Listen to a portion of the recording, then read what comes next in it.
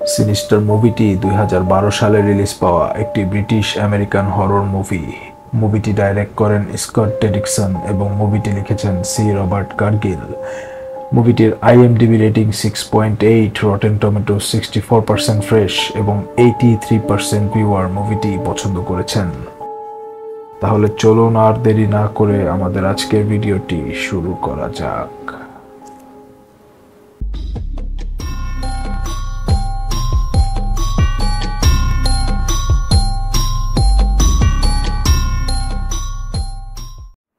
মুভিটির শুরুতেই আমরা চারজনকে গাছে বন্দী রূপে দেখতে পাই, যাদের হাত, পা এবং চোখ বাঁধা থাকে এবং কিছুক্ষণ পরেই আমরা তাদের ফাঁসিতে ঝুলতে দেখি এবং আমরা আরও দেখতে পাই যে পুরো সিনটি প্রজেক্টরের মাধ্যমে কেউ একজন দেখছিল।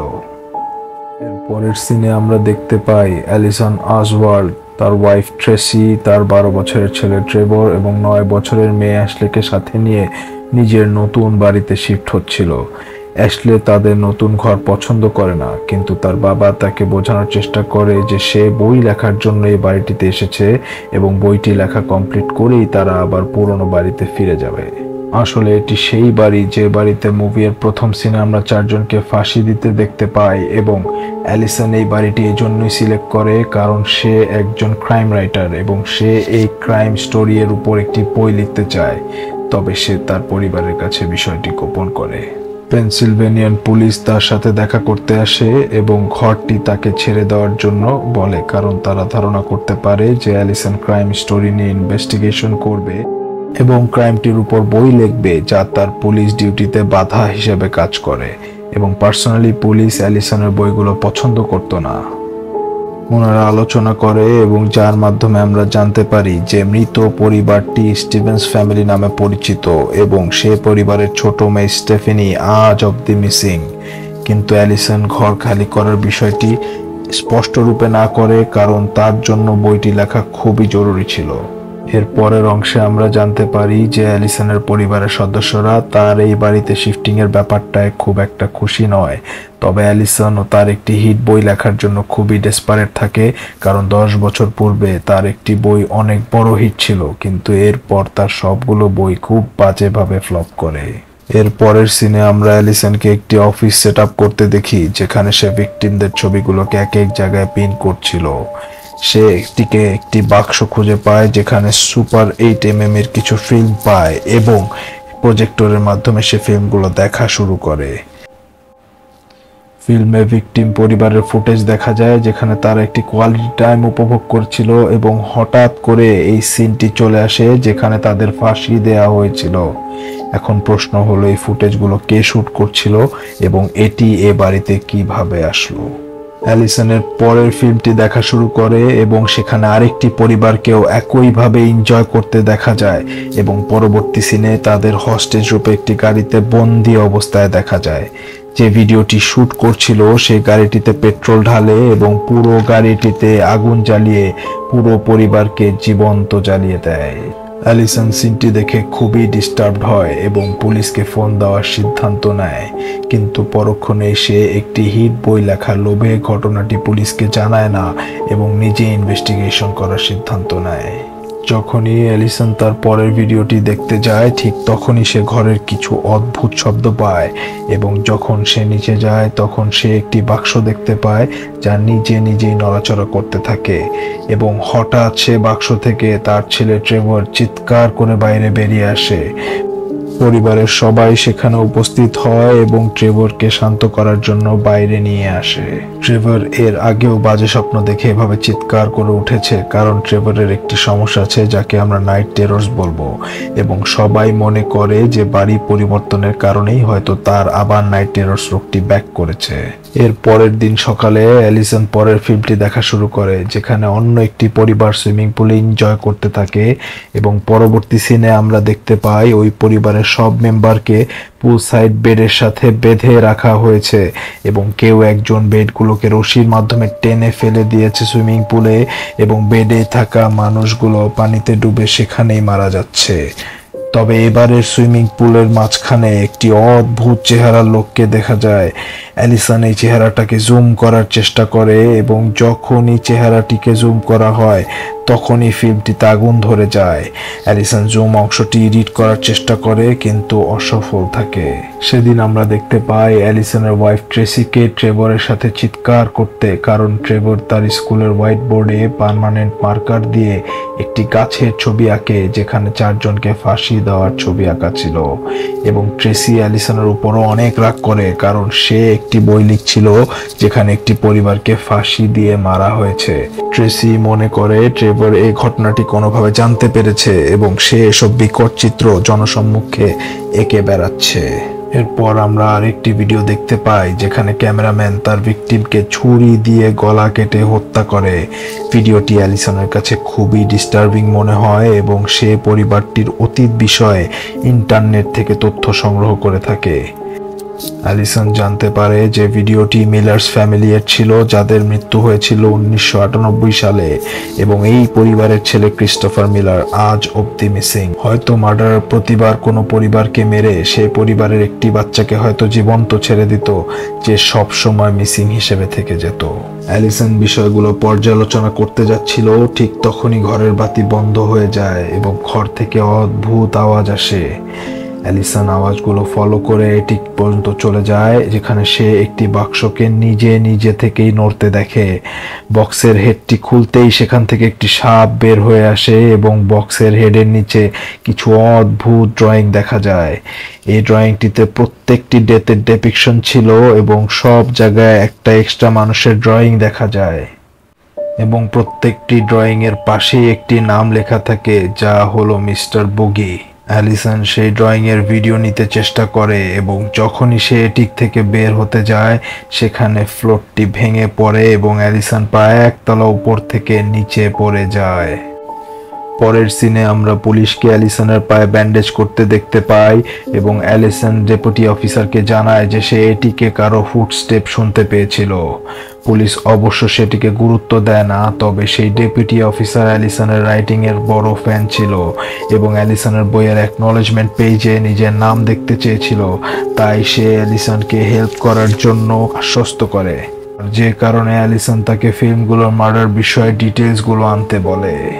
অ্যালিসন আবারও ইনভেস্টিগেশন শুরু করে এবং এবার সে রেফারেন্স হিসেবে ড্রয়িংগুলো ভিডিওতে ব্যবহার করে। মার্ডারের ভিডিওগুলো সে জুম করে এবং প্রত্যেকটি ভিডিওতে সে সেই অদ্ভুত চেহারার লোকটিকে দেখতে পায় এবং অ্যালিসন ব্যাপারটায় খুবই ঘাবড়ে যায়। অ্যালিসনের কাছে সেই ডেপুটি অফিসারের কল আসে এবং সে অ্যালিসনকে মার্ডারের সকল ডিটেলস এবং অ্যাড্রেসগুলো দেয় এবং তখনই আমরা সেই অদ্ভুত চেহারার লোকটিকে দেখতে পাই যে ল্যাপটপের ভিতর থেকে নিজে নিজেই মুভ করছিল। অ্যালিসন দেখার আগেই সেটি মুভ করা বন্ধ করে দেয়। অ্যালিসন তার নিজেকে ভিডিওতে দেখতে পায় এবং সাথে সাথে ল্যাপটপটি বন্ধ করে দেয়। ঠিক ওই রাতে অ্যালিসন তার অফিসের প্রজেক্টরটি নিজে নিজেই প্লে হতে দেখে এবং সে সেই ফাঁসি দেওয়া গাছটার সাথে ওই অদ্ভুত চেহারার লোকটিকে দেখতে পায়।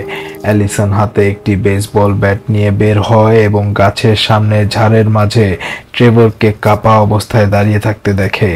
সে ট্রেভরকে বাসায় নিয়ে যায় এবং তারপর তার হাতে টর্চ নিয়ে বের হয়ে আসে। সেখানে অ্যালিসনের দিকে একটি কুকুর তাকিয়ে থাকে এবং পেছনে আমরা সেই 5 জনকে দেখতে পাই যাদের মৃত্যু এই ঘরেই হয়েছে। ডেপুটি অফিসার আবারও অ্যালিসনের সাথে দেখা করতে আসে এবং তাকে সঠিক ইনফরমেশন শেয়ার করতে বলে যেন সে তার সঠিক কায়দায় হেল্প করতে পারে। অ্যালিসন জানায় যে মার্ডারগুলো করেছে সে 1960 থেকে মার্ডারগুলো করে আসছে এবং তার বয়স এখন প্রায় 70 বছর হবে এবং প্রত্যেকটি ফিল্মে সে একটি সিম্বল দেখতে পায় যা দেখতে রিচুয়ালের সিম্বলের মতো। ডেপুটি অফিসার তাই অ্যালিসনকে প্রফেসর জোনাসের সাথে কথা বলতে বলে, যে কিনা একজন অকাল্ট ক্রাইম এক্সপার্ট। ওই রাতে অ্যালিসন আরেকটি ফিল্ম দেখে যেটি এতটাই ভয়াবহ ছিল যে অ্যালিসন সেটি দেখে সহ্য করতে পারে না। এরপর সে প্রফেসর জোনাসকে ভিডিও কলের মাধ্যমে যোগাযোগ করে এবং তাকে সেই সিম্বলের বিষয়ে জানতে চায়। প্রফেসর জানায় এটি ব্যাবিলন টাইমের সিম্বল এবং ভূগোল ডিমেন, যাকে ইটার অফ চিলড্রেনও বলা হয়, তার জন্য ব্যবহার করা হয়। ভূগোল বাচ্চাদের রিয়েল ওয়ার্ল্ড থেকে নিজের নাইদার ওয়ার্ল্ডে স্লোলি নিয়ে যায় এবং সেখানে তাদের সোল কনজিউম করে। যারা ভূগোলের পুজো করে তাদের বাচ্চাদের খেতে হয় এবং প্রফেসর জানায় যে সে মনে করে যে এসব মার্ডার কোনো কাল্টের ফলোয়ার করছে যে কিনা ভূগোলের পুজো করে। এরপর প্রজেক্টর আবার নিজে থেকে অন হয়ে যায় এবং অ্যালিসনের পিছে ওই সব বাচ্চাদের আত্মা দেখা যায় যাদের আত্মা ভূগোল কনজিউম করেছিল এবং এটিও পরিষ্কার হয়ে যায় যে এটি কোনো কাল্ট মেম্বারের নয় বরং ভূগোল নিজেই করছে এবং যার এবারের শিকার অ্যালিসনের মেয়ে। এর পরের দিন অ্যালিসনের মেয়ে স্টেফেনি একটি ছবি আঁকে যেটি হচ্ছে স্টেফেনি এবং অ্যাশলি জানায় রুমটি তার ভাইয়ের ছিল এবং সে আগের রাতে তার কাছে এসেছিল। এসব কথার মাধ্যমে ট্রেসি বুঝতে পারে ঘরটি ওই ভিকটিমদের যাদের ফাঁসির পেন্টিং সে দেখেছিল এবং স্টেফেনি সেই পরিবারেরই একজন মেয়ে। এগুলো জানার পর অ্যালিসন এবং ট্রেসির মধ্যে অনেক ঝগড়া হয়। সেই রাতে আবারও প্রজেক্টরটি নিজে নিজে চালু হয়ে যায় এবং অ্যালিসন সেই এটিকে গিয়ে লুকিয়ে থাকে। অ্যালিসন যখন এটিকের ভেতরে যায় তখন অ্যালিসন সব মিসিং বাচ্চাদের দেখতে পায় এবং হঠাৎ প্রজেক্টর থেকে ভূগোল বের হয়ে আসে এবং অ্যালিসনের সামনে এগোতে থাকে। অ্যালিসন ভয়ে এটিক থেকে নিচে পড়ে যায় এবং সে প্রজেক্টরটিও এটিক থেকে নিচে পড়ে যায়। অ্যালিসন তখন সেই প্রজেক্টরে আগুন লাগিয়ে দেয় এবং তখনই সে বাড়ি ছেড়ে যাওয়ার জন্য তৈরি হয়ে যায়। সে তখনই তার বাচ্চাদের ঘুম থেকে তোলে এবং তারা সবাই তাদের কোনো জিনিস নেওয়া ছাড়াই বাসাটি ছেড়ে চলে যায়। পরের দিন তারা তাদের সকল পুরাতন জিনিসপত্র পুরাতন বাসায় সেট করে এবং সেই রাতে অ্যালিসন প্রফেসর জোনাসের সাথে আবারও কথা বলে। প্রফেসর জোনাস জানায় ভূগোলের বিষয়ে বই খুব কমই লেখা আছে কারণ আগের সময় খ্রিস্টানরা মনে করত ভূগোল তার ছবির মাধ্যমেই আমাদের পৃথিবীতে ভ্রমণ করতে পারে এবং এই ইমেজগুলো গেটওয়ের মতো কাজ করে। ভিডিও কলের পর অ্যালিসন সকল মার্ডার রিলেটেড ডকুমেন্ট ডিলিট করে ফেলে। তখনই ডেপুটি অফিসার ও অ্যালিসনকে বারবার ফোন করতে থাকে কিন্তু অ্যালিসন তার কলটি পিক করে না। অ্যালিসন যখন আবার পুরনো ঘরের এটিকে যায় তখন সে একটি বক্স দেখতে পায় যেখানে সে সকল ফিল্মগুলো ছিল যেগুলো সে জ্বালিয়ে দিয়েছিল। বক্সে একটি ফিল্ম থাকে যেটার উপরে র্যাপার 3 লেখা ছিল যেখানে লেখা ছিল এক্সটেন্ডেড কাট এন্ডিংস। অ্যালিসন তখনই সেই র্যাপার থেকে পাওয়া ভিডিওগুলো প্লে করার জন্য প্রস্তুত হয়। তখন ডেপুটি অফিসারের কল আসে এবং অ্যালিসন এবার যখন কলটি পিক করে তখন অফিসার তাকে জানায় যে অ্যালিসনের ঘরটি ত্যাগ করা একদমই উচিত হয়নি। অফিসার বলেন যে সে অনেকগুলো কেস স্টাডি করেছে এবং সেখান থেকে সে পেয়েছে যে যে পরিবারগুলো ভূগোল নিজের ভিকটিম বানিয়েছিল তারা সবাই সেই ঘরে বাস করেছিল যে ঘরে আগের মার্ডারগুলো হয়েছিল এবং যখনই তারা ঘর সুইচ করত তখনই তাদের মার্ডার হয়ে যেত। তাই এই ঘরের নতুন যে আসবে এবং আসার পর ঘর পরিবর্তন করবে ভূগোল সেই নতুন ঘরে তার মার্ডার করবে। তাই যেহেতু সে ঘর পরিবর্তন করেছে তাই ভূগোল তাদের মেরে ফেলবে। সে তাদের ততক্ষণ পর্যন্ত মারে না যতক্ষণ না তারা ঘর পরিবর্তন করে এবং এজন্যই হয়তো সে তাদের ভয় দেখাচ্ছিল যেন তারা ঘরটি ছেড়ে দেয়। কল শেষ করে অ্যালিসন সেই এক্সটেন্ডেড কাটের ফিল্মগুলো দেখে এবং সে স্টেফেনিকে দেখতে পায় যে কিনা সে গাছ থেকে নিচে নেমে আসে এবং সে তার বাবার ফাঁসি দেওয়া শরীর ধরে ঝুলতে থাকে। এরপর সে ক্যামেরার সামনে এসে মুখে আঙ্গুল রাখে এবং করে একটি শব্দ করে এবং প্রত্যেক ভিডিও শেষে প্রত্যেকটি মিসিং বাচ্চাও ঠিক তাই করে। অ্যালিসন ভিডিওটি দেখে খুবই অস্বস্তি ফিল করে এবং কফি খেতে গেলে তার কাপে একটি লাইট গ্রিন কালারের লিকুইড দেখতে পায় যা ড্রিঙ্কসে মিক্স করা হয়েছে এবং পাশেই একটি নোট ছিল যেখানে লেখা ছিল গুড নাইট ড্যাডি। এরপরেই সে অজ্ঞান হয়ে পড়ে। এর পরের সিনে আমরা পরিবারের সবাইকে বাধা অবস্থায় দেখতে পাই এবং তার মেয়ে অ্যাশলেকে দেখা যায় যে সে ফ্রিলি ঘোরাঘুরি করছে। অ্যাশলের হাতে একটি কুঠার থাকে এবং সে বলে don't worry daddy, I will make you famous again. এবং সে একটি নতুন ফিল্ম রেকর্ডিং অন করে এবং কুঠার দিয়ে তার বাবাকে কুপিয়ে হত্যা করে। অ্যাশলে যে কিনা পজেস ছিল সে তার পরিবারের সবাইকে মেরে ফেলে এবং ক্যামেরার সামনে এসে করে শব্দ করে। তারপর আমরা একটি দরজা দেখি যেখানে রক্ত দিয়ে ভূগোলের সিম্বল বানানো দেখা যায় এবং দরজার পেছনের সব মিসিং বাচ্চাদের দেখা যায় এবং অ্যাশলে প্রজেক্টরের মাধ্যমে সেই বাচ্চাদের দেখতে থাকে। এরপর সে বক্সের নিচে ড্রয়িং বানায় যেখানে সে তার পুরো পরিবারের মার্ডারটি ড্রয়িং এর মাধ্যমে ডেপিক্ট করে। মিসিং বাচ্চাগুলো প্রজেক্টর দিয়ে অ্যাশলের দিকে তাকিয়ে থাকে এবং তখনই অ্যাশলের পেছন থেকে ভূগোল আসে এবং সব বাচ্চারা পালিয়ে যায়। বগুল অ্যাশলেকে তার কোলে তুলে নেয় এবং ক্যামেরার থ্রু সেখান থেকে চলে যায়। সেই ফিল্মের বক্সে একটি নতুন ফিল্ম দেখা যায়, যার লেবেলে লেখা দেখা যায় house painting 12। Camera zoom out হতে থাকে এবং তখনই বগুল আমাদের স্ক্রিনের সামনে এসে ভয় দেখায় এবং এখানেই মুভিটি সমাপ্ত হয়। মুভিটি আপনাদের কেমন লাগলো অবশ্যই জানাবেন, কারণ পার্সোনালি আমার মুভিটির স্টোরি লাইনটা খুবই চমৎকার লেগেছে। তাই আমি আপনাদের পার্সোনালি রিকোয়েস্ট করব মুভিটি একবার হলেও দেখার জন্য। ভিডিওটি ভালো লেগে থাকলে অবশ্যই লাইক, শেয়ার এন্ড সাবস্ক্রাইব করুন এবং পরবর্তী ভিডিওর অ্যালার্ট পেতে বেল আইকনটি অবশ্যই প্রেস করুন। বিদায় জানাচ্ছি, ধন্যবাদ। Stay healthy and stay tuned.